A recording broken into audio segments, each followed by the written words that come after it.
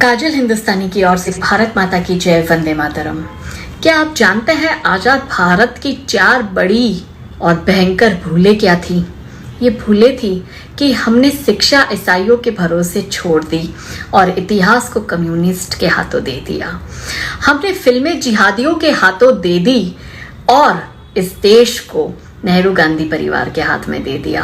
ये 4 भूलें इतनी बड़ी थी कि हजारों वर्षों का हमारा गौरवशाली इतिहास किस तरह से सिस्टमेटिकली पिछले 70 सालों में मिटाया गया कि शिक्षा के माध्यम से पूरी की पूरी एक सिविलाइजेशन को खत्म करने का षड्यंत्र रचा गया।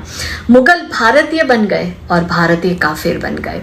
अकबर सहिष्णु बन गया और छत्रपति महाराज शिवाजी फासिस्ट बन गए।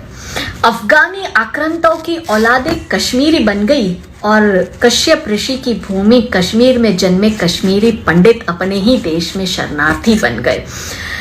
भारत को लूटने वाले यूरोपियन देश अमीर बन गए और भारतीय गरीब बन गए।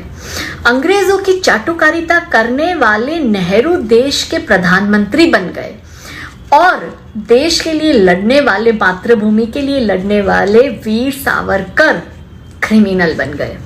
माओवादी बुद्धिजीवी बन गए और बुद्धिजीवी को भक्त का टाइटल दे दिया गया।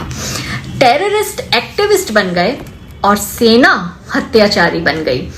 कन्वर्जन सेक्युलर हो गया और रिकन्वर्जन कम्युनल हो गया।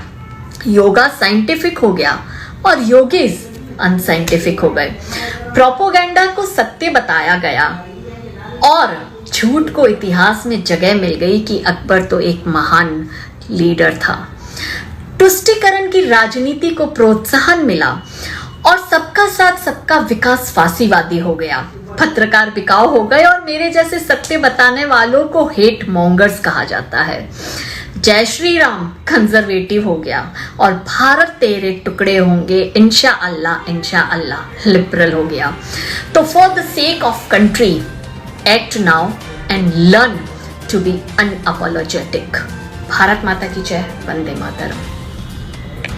जय हिंद। हेमलता सनातनी का आप सबको नमस्कार। एक बहुत ही गंभीर विषय को लेकर मैं आज सबके सामने यहाँ पर उपस्थित हुई हूँ। What I feel it's an important topic and everybody should analysis on this particular point. आज हमें सबको विश्लेषण करना चाहिए कि ये जो बहुत बड़ी साजिश के तहत ये जो फैलाया जा रहा है सनातन संस्कृति को, ये अपमान किया जा रहा है, उसकी साजिश के तहत उसको खत्म करने का प्रयास किया जा रहा है, कुप्रयास ऐसा हो रहा है। इसके पीछे क्या कारण है, इसके पीछे कौन लोग हैं, आखिर ये क्रिप्टो इस्लामिक के तहत हमारे साथ में क्या साजिश की जा रही है। हाँ, मैं बात कर रही हूँ आज उन पाखंडी जो अपने आप में सनातन के ये गुरु बन रहे हैं, धर्म गुरु बन रहे हैं और हमारे सनातन के सच्चे सन्यासियों को, साधुओं को ये बदनाम कर रहे हैं। उन धर्मगुरुओं की आज मैं बात कर रही हूँ, चाहे वो भले मोरारी बापू ले लीजिए, चाहे वो कल की आई हुई ये गंदी और चित्रलेखा ले लीजिए, चाहे वो चिन्मयानंद ले लीजिए, चाहे वो अपने आप को गुरुमा कहने वाली वो पाखंडन औरत ले लीजिए। Yes, I am talking about them. इनको ये किसने अधिकार दिया है कि व्यास गद्दी जैसी पवित्र जगह पर बैठकर और सनातन संस्कृति का अपमान करें? ये खाते हैं भगवान राम के नाम पर, ये खाते हैं भगवत गीता के नाम पर और ये पाठ करते हैं और गुणगान करते हैं दूसरे धर्मों का। इनको जरा बहुत भी लज्जा नहीं आती? कल मैं सुन रही थी एक मोरारी बापू का एक सत्संग का वीडियो वायरल हो रहा था और उसके अंदर वो ही कह रहा है कि मैं क्या करूं, मैं राम का नाम लेते लेते, मैं भगवत कथा कहते कहते, कृष्ण भगवान को ये करते करते और मुझे अंदर से ही फूट जाता, अल्लाह मुल्ला आ जाता है। तो मैं उसको कहूंगी कि तेरे अंदर से नहीं फूटता, ये जो तेरे शब्दों का मोह माया जाल है वो पैसों का है। तू इतना बड़ा गद्दार है, तू इतना बड़ा दल्ला है, मीन्स जिसे हम ये कहते हैं ना, मेरे पास आज शब्दकोश कम पड़ गया इनको गाली देने के लिए। ये इतने बड़े दलाल है कि ये पैसों की आड़ में, पैसों के लालच में अपनी माँ को भी, अपनी मातृभूमि को भी ये सौदा कर सकते हैं, ये बेच सकते हैं। मैं आज उसको कहना चाहूंगी उन तमाम साधु संतों को जो धर्म का नाश कर रहे हैं, कि जिनके अंदर से ये शब्द फूटते हैं दूसरे धर्मों का प्रचार करने का या उनको प्रेरणा मिलती है। मैं उनसे कहना चाहूंगी कि जब कश्मीर में लाखों हिंदुओं के साथ में बर्बरता की गई थी, उनको निकाला था, माँ बहन बच्चों के साथ में जाती हुई थी, उनको नंगा कर करके चौराहे पे उनकी बोली लगाई गई थी, तब तुम्हारे हृदय से, तुम्हारे मन से तुम्हें कुछ बोलना चाहिए। तो बंगाल के अंदर सरेआम हिंदुओं को जलाया जा रहा है, वहाँ पर उनके घरों को जलाया जा रहा है, वहाँ पे निकाला जा रहा है हिंदुओं को, तब तुम्हारे मन से ये फूटता नहीं है कि मुझे कुछ बोलना चाहिए।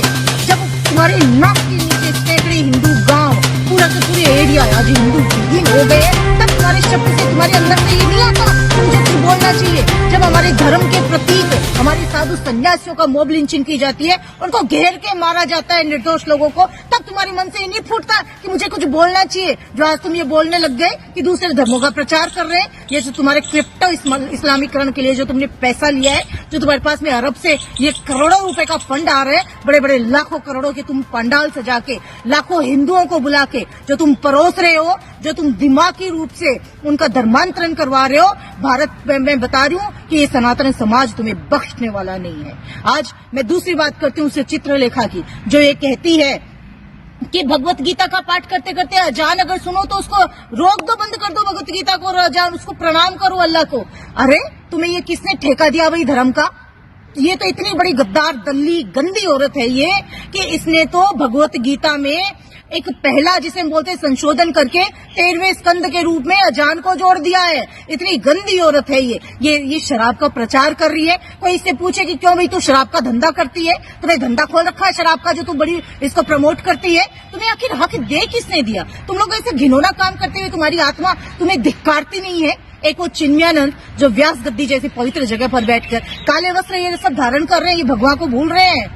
ये काले वस्त्र धारण करते हैं, वहां पे मुजरा के गीत गा रहे हैं, वो फिल्मी धुनों पे ठुमके लगवा रहे हैं, और वहां पर वो हमारी आने वाली पीढ़ियों की, हमारे युवाओं की, हमारी औरतों की वो जो मानसिकता चेंज कर रहे हैं, वो क्रिप्टो इस्लामीकरण का ये पाठ पढ़ा रहे हैं। वो शायद भूल गए कि जहां जहां सनातनी कम हुए वहां अलगाववाद की स्थिति आ गई है। कश्मीर में क्यों अलगाववाद की स्थिति आई है भाई? ये गुजरात में तो नहीं आई है, राजस्थान में तो नहीं आई है, या जहां जहां हिंदू बहुसंख्यक है वहां तो नहीं आई है। तो ये जो इतनी बड़ी साजिश है हिंदू समाज को समझनी पड़ेगी, इन लोगों का बहिष्कार करना पड़ेगा। नहीं तो जो पुरखों ने हमारी गलतियां की है उन गलतियों को मत दोहराओ, अदरवाइज इनका अंजाम भुगतने के लिए आप तैयार रह जाना। ऐसे धर्म के गद्दारों को, ऐसे दलों को जो हमारे साधु संतों को बदनाम करते हैं, वैदिक सनातन संस्कृति का हर्ष कर रहे हैं, ये नाश कर रहे हैं, उनको सबक सिखाओ, उनका बहिष्कार करो।